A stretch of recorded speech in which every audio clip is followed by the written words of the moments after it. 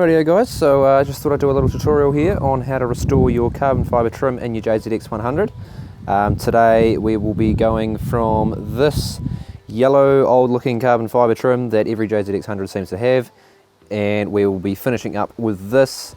Looks brand new, right off the shelf, OEM. So basically these are the tools you'll need for it. Pretty straightforward. It's a lot easier than a lot of people think. All you need is just some soapy water. It's literally just some water with a little bit of dish soap squirted in there. A little bit of masking tape, newspaper as a drop sheet. There's some sandpaper. Now in terms of grits, the roughest grit you're going to start with is a 120 grit. Message from the future, but I started cracking on with the shifter surround and I found that 80 grit was actually cutting through a lot better. Just got to be careful though, not to go too deep. It will cut through faster than the 120 grit, but as a result of that, you'll get through the clear coat a lot quicker, and then you just need to go over with the 120 as well after you've done the 80 grit, and that'll just take out those deeper gouges because 80 is quite a rough sandpaper. So anyway, hit it with the 80, follow up with the 120, and then continue the process as usual. Then you're going to go up to, excuse my old sandpaper, this is just what I have. You got some 320, 600 and 800, and then in between clear coats you're going to want to use a 2000 grit, which I've got elsewhere. So like I said, 120, 320, 600, 800. Then to finish off and polish afterwards, we have got scratch and swirl remover, applicator pad to put that on obviously, and in terms of clear coating, I've just got a cheap one here that'll do the job. I mean, you see the results on there. Just depends on how much time you want to put into it. That's the result you'll get out of it. So without further ado, let's start removing the panels, and I'll show you how to do each one of those. Starting off with the driver's side window switch. Now you see I've already done this one, but I'm just going to show you how to remove it all. Normally it would just be a matter of getting a flathead screwdriver and prying underneath there and underneath there, and there are a couple of clips. I'll lift it up and show you. But obviously mine, I accidentally broke the clip one day, so I can just pull it straight out. So basically what you want to do is, you'll see there's meant to be a clip bracket on there. Is it going to focus? There we go, yeah. So that's what it looks like on that side. Basically you just want to try and pry flathead screwdriver in under here, push that so it releases that spring clip, and then you can just lift out one end and then slide it all out. Same goes for the passenger side, which I'll go over and show you now. Onto passenger side, like I said, just want to get a flat head underneath there, and you'll see there's a little spring clip in here if you can peer through, and you basically want to just slide your screwdriver in. I tend to go in from the side here, otherwise the screwdriver keeps slipping out, and just kind of push it inwards and lever it up, and then you'll see the whole thing sort of pops up. Then just pull away from that end, and you have got your trim out. Simple plug there to pull out, pop that out like so, and now your trim is free. Now obviously there's a couple of options here. You can either choose to leave the window switch in, or you can take it out. I'm personally going to take it out, that way I don't have to mask it off or anything like that. It's just a bit of a stuff around, and it's pretty easy to remove anyway. So just get a nice small flathead screwdriver. You'll see there's a little thing in there, just push that in. Same on this side, push it in, pry it like that. So it's a bit hard to do all this one-handed. Ain't no professionals around here. Pop that out of there, and just like that, window switches out. Keep that somewhere safe. I'll just chuck it in there so I know where to come back to it. And then it's just a matter of masking off that bit in the center there. So same deal with the rears. It's just that little spring clip in there. Just wedge your screwdriver in there, pry it up, get another screwdriver in there to push it in, and then pop it up. Sorry I didn't record the whole process, but it was quite finicky, and I'll be honest, I've never actually done a rear trim before, haven't had to. So just a bit of a learning experience as well. So yeah, same deal, spring clip in the back, see that, pry it up, push it out. Bit finicky, but it stays in place I guess. Then just the wiring loom on the back there. Cool, that is now out. So same on the other side. Yeah, moving on. Moving on to the slightly more exciting part of taking out trim. Start with your shifter surround. That's pretty easy. Basically grab underneath, Actually, we're going to have to take it all off anyway. So first of all, undo your shift knob. Good old TRD things. Better than the Nismo one I bought that was on this car. And then it's just a simple matter of wiggling this out, like so. Just clips. Better to try and pull up from the back and slide it backwards. Then you've obviously got your couple of looms underneath for your traction control and snow mode. And if you've got an auto shifter surround, you've got the power switch as well. So they're just simple push remover looms on the underside.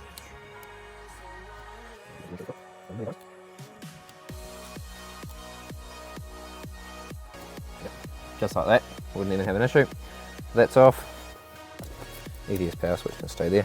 Anyway, this is going to be a little tricky for me because I've kind of hot glued my shifter boot in there, my nice AliExpress special. So basically when it comes to sanding and priming all this and everything, I'm just going to have to mask off around here very carefully. Anyway, that is now out of the way, so we move on to this carbon trim around the dash centre here. So just off the camera. This one you got to be careful, but also a bit brutal with, because it literally just clips into place. So try and get your fingers underneath here somewhere. My stereo kind of bumps the plastic out, so it's just a matter of finding a spot that feels strong and just giving it a bit of a yank. There we go, easy as. And then working your way across.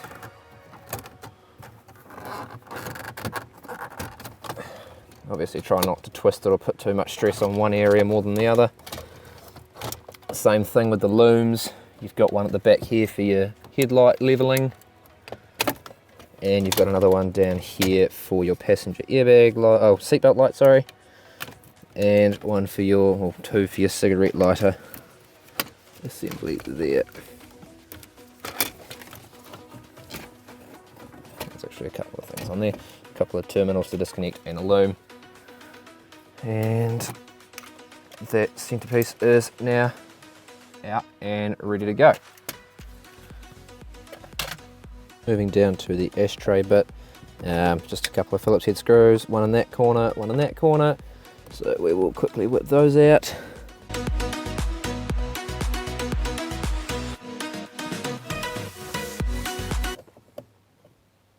It was at this moment that he knew.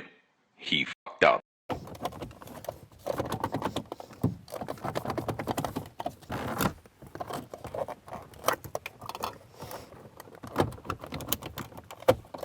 I don't recommend doing this.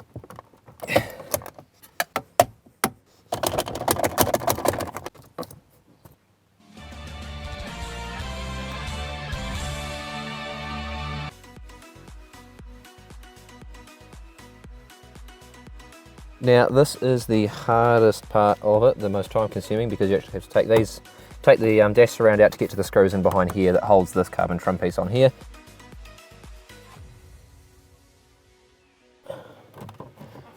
Oh, I've got that wrong.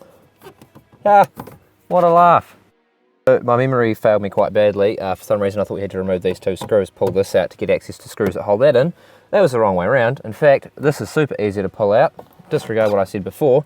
All you do is reach your fingers in here. You've got to have nice little fingers to get in there, and you literally just pull. And it worked perfectly in my test run. But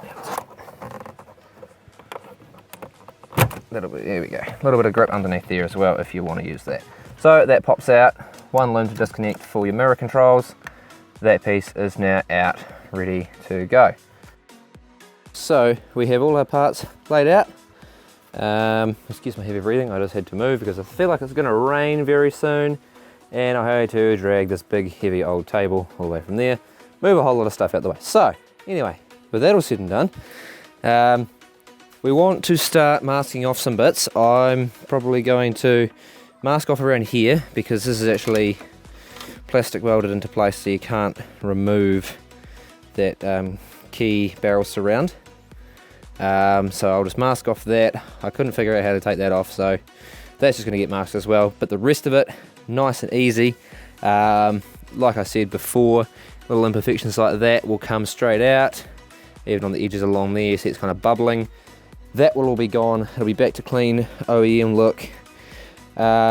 So just run through a couple of basics. Obviously, if you've never really sanded or painted or re-clear coated anything before, you're going to want to sand. So I'm starting off with a 120 grit sandpaper. A lot of people I've seen on forums and stuff generally start with like a 400 grit for doing this kind of job. I tried that, but the 400 it wasn't cutting through it enough. I was taking ages to sand. And you know, if you're really trying to get this clear coat off, it's very thick clear coat, and you'll see that when you try sand it. So yeah, I start off with a 120. From the 120, that's dry sand by the way, I moved up to a 320, and the 320 just kind of smooths it out, gets rid of those scratches.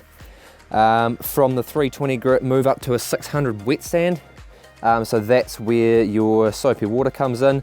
So you know, give that make sure it's all nice and wet. I'll go through the process as I go, but this is just a quick overview so you know what you're in for. So yeah, wet sand it, get it really nice and smooth. You'll see the difference once you've actually cut through it. I'll do a time lapse and everything so you can see, but once you're through this clear coat and you're back down to the grey layer, if you give it a quick spray with the soapy water, you'll see that it's actually gone grey, and then when you dry it off, it kind of goes all foggy again because it's sanded and scratched obviously. But yeah, so you'll see there's a clear difference when you've actually got rid of the clear coat. So I'll update you on the filming of that. So I'll start off with a simple bit. I'll start off with this front door trim, the front door window switch. I'll get onto that, and then we'll move on from there. I probably won't film everything of how this all goes together, because after you see the first one you kind of get the gist of it. So without further ado, and sorry to keep you waiting so long, let's get started.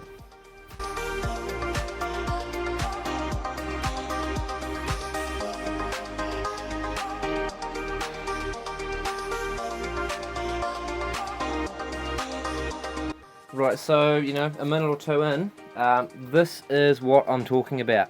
So you'll see around this little ring here, that is where the clear coat is gone. And there's still a little bit in the centre here, so I'll just quickly get rid of that.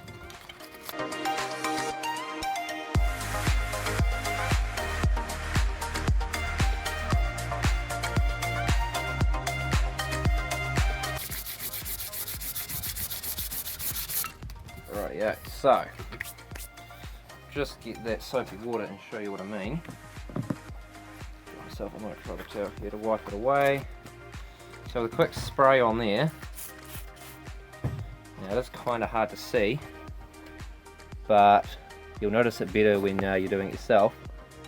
But you can actually see the difference there between the gold, sorry not gold, the yellow and the grey. So you can just see it on camera there. So that's what you're looking for. That's how it's going to look all around when it's done. So just give it a quick wipe and get rid of that water, and you'll see it's still quite dusty, but yeah, you'll see your scuff marks, and then you'll see a bit where the scuff is a little bit darker, and that is what you're after.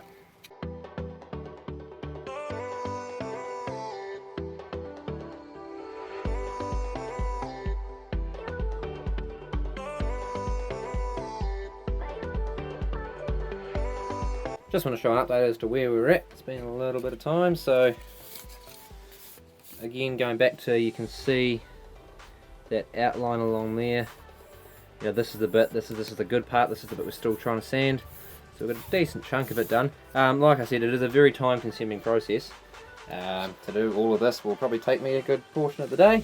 But just to reiterate what we're looking, quick spray of the old soapy water, and there you go, you can see it's starting to come through now.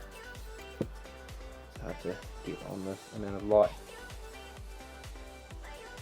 Yeah, there we go. So you can see that grey starting to come through, that nice factory OEM look, rather than a 200,000k car. So yeah.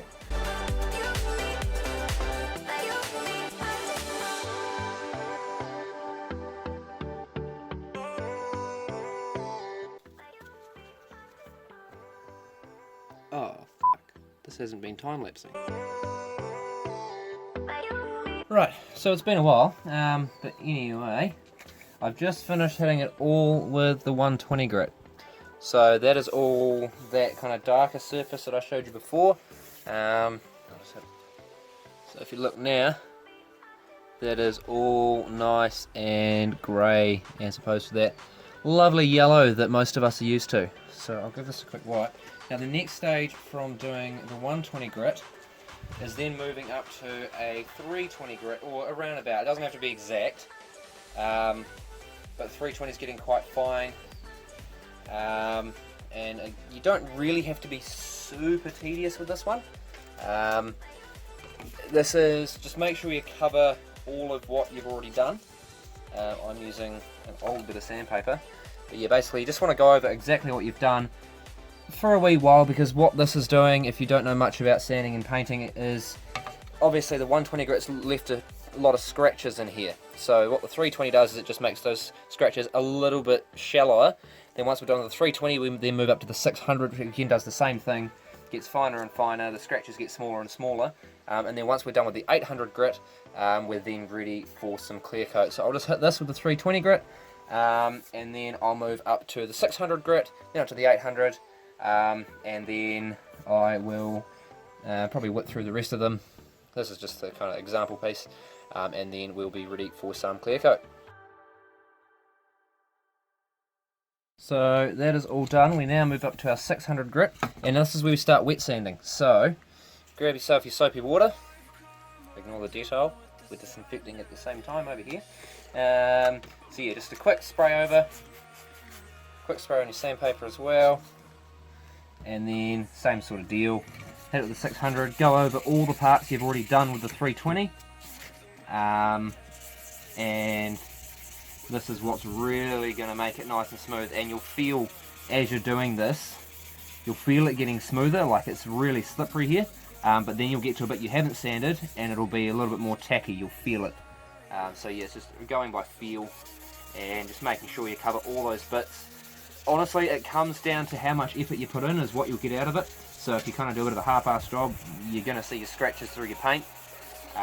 So always make sure you cover all your areas. Make it nice and smooth, take your time on it. I mean, obviously there's a lot of parts to do, but if you do this right, it's going to last you another 20 years before it starts going yellow. And you know, it's nice to sit in an old car and have it look new. Give it a quick wipe. Already where we're at, so we've got yellow and gross and all chipped and everything, and we've got new and grey. Then that's just from a little bit of sandpaper. That's only 3 grades of sandpaper. This is before the clear coat, so you'll see as it dries it goes matte again. So yeah, we'll hit it with the 800 grit, and then we'll be ready for paint.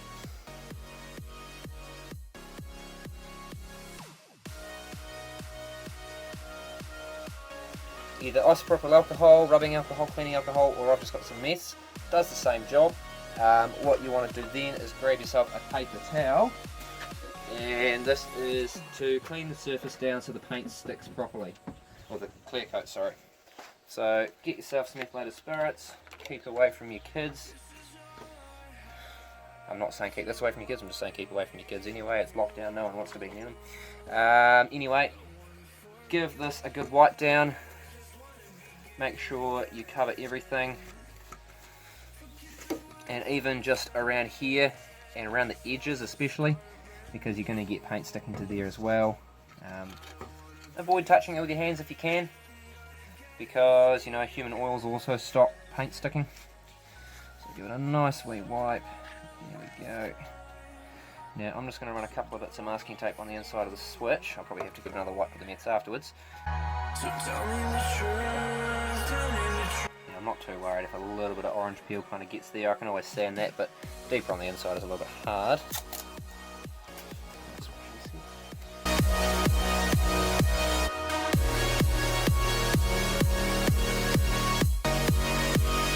So that's nicely masked off. I'm not too fussed about what's going on the others. Underneath I'll just get some newspaper.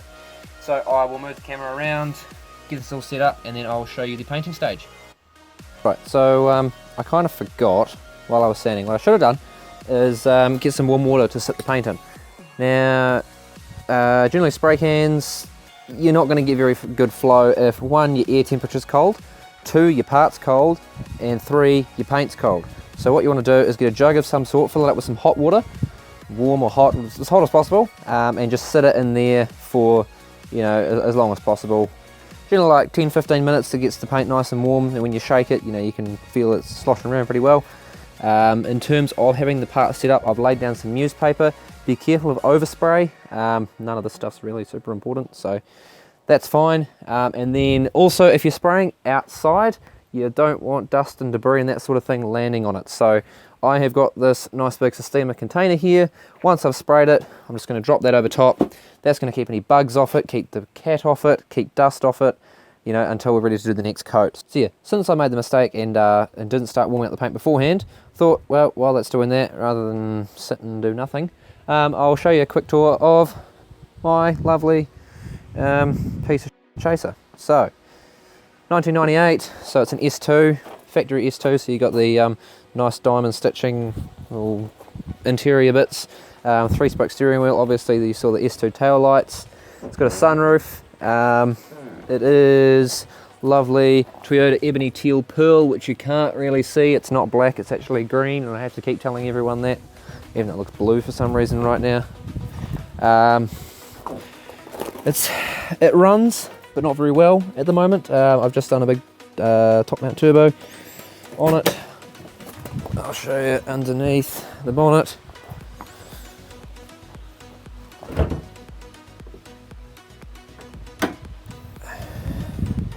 There we go. So pretty standard setup.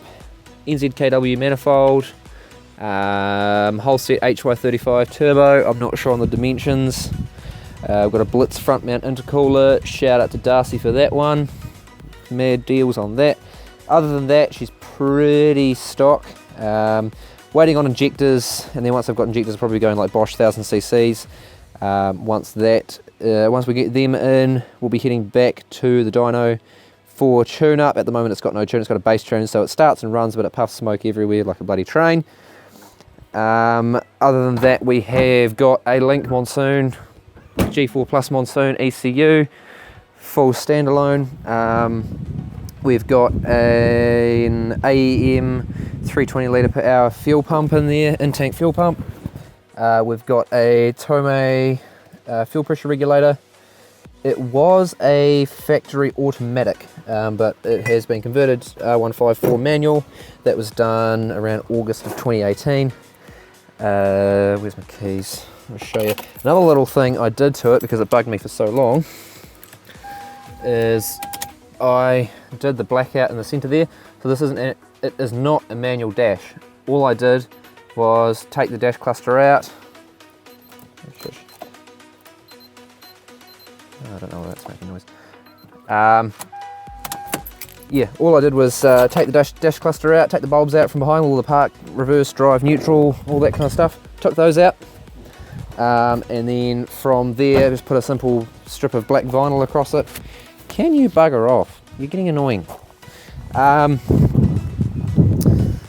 Yeah, put a little bit of black vinyl over to cover up the letters because you can still see them. But yeah, that bugged me for a while. It's all factory aero on the outside, factory S2 aero, which we like.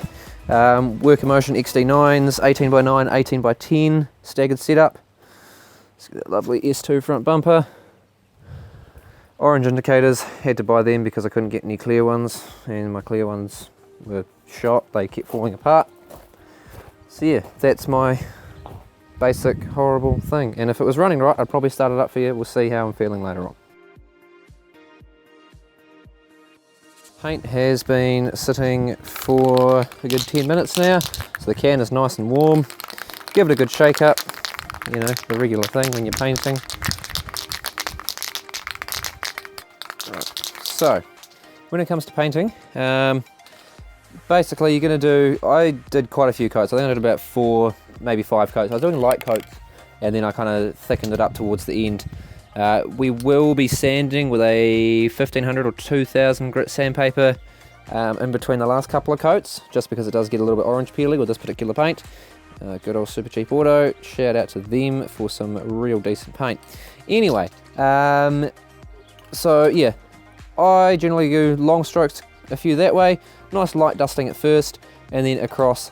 And when you're painting, you want to start off the side of where you're painting, go across holding the trigger down, button, whatever it is, and letting go when you're off it. Otherwise, if you're trying to start and stop on the actual part, you're going to get runs and weird unevenness. So without further ado, a quick spray here, make sure it's all good, and then let's get going.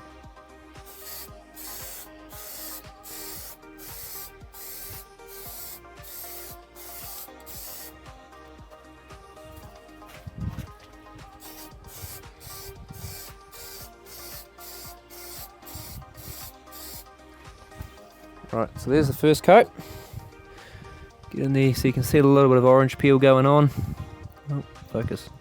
There's a little bit of orange peel, but already it's starting to look a bit clearer. So we will let that sit. Chuck our container over that. Let that sit for 10 minutes or so, and then we'll come back and do the next coat. 11 minutes later. So we've been about 10, 15, 11 minutes or so. First coat is dry to the touch. There we go. So yeah, like I said, a little bit of orange peel in there, but that is all good. Already starting to look a little bit better, so we'll move that out of the way. Get onto our second coat. Get our clear coat, nice and warm still. Give it a quick test spray.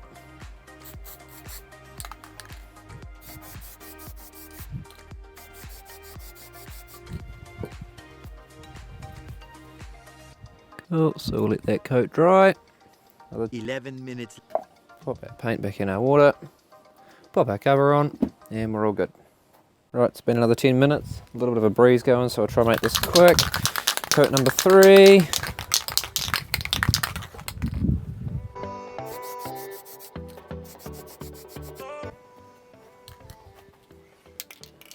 Yes, it's still a little bit of orange peel action going on there. Okay, so it has been about 20 minutes since the last coat.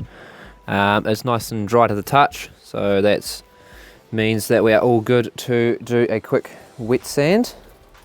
We've finished all the coats, so for our wet sand we're going to use 2000 grit again, wet and dry. So okay, box just fell over. Awesome. Yeah, so this is more or less sort of the finishing stage.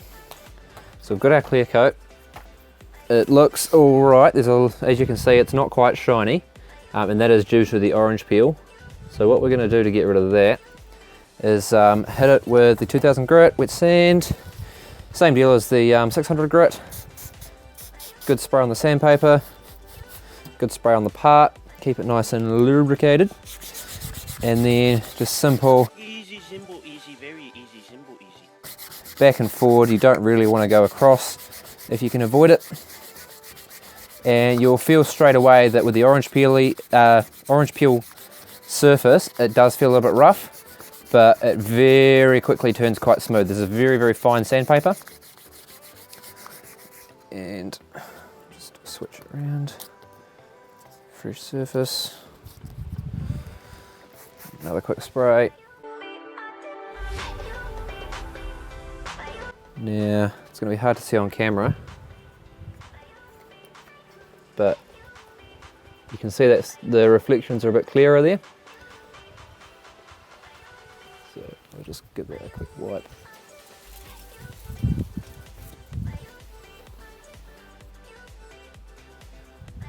So that is, it's still not quite polished because obviously we've still got the 2000 grit sandpaper scratches in there, but compared to the other end, there is quite a difference in ripple. So that still needs a little bit more by the looks, and then once we're finished with this, we'll hit the cut and polish. We're done with the 2000 grit, and I've given it a quick wipe off with the microfiber towel. So it is looking a lot smoother. Nice smooth finish, but it's still just a little bit cloudy. So what we do is we get our, this is only a light polish because it's just what we had sitting in the garage, scratch and swirl remover, same sort of, you can get most other cut and polish things from your Repco, Super Cheap, or whatever you have in the US, AutoZone. I don't know where you're looking, watching the video from. But anyway, idea is give it a bit of a shake up, just like any other kind of cut and polish swirl remover. Just put a little dab of it on your applicator pad. go. You don't, well, I tend to go a little bit overboard with this stuff, but I know that it's not a very strong cut, so I've got to go over it quite a bit. So with that on there now, just like you, oh fuck, just like you normally would, just give it a good hard buff, and using pretty firm pressure to really take out those scratches.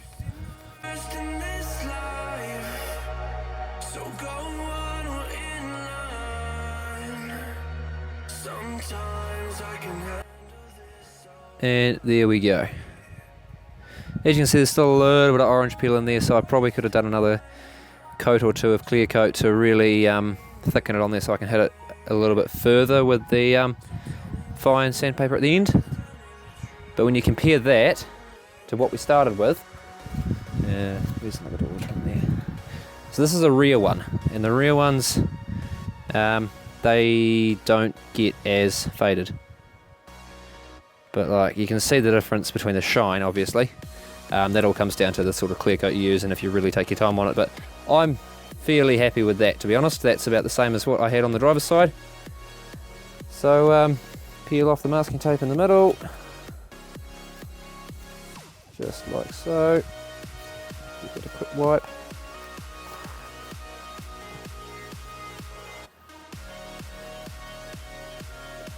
Bang. Happy days.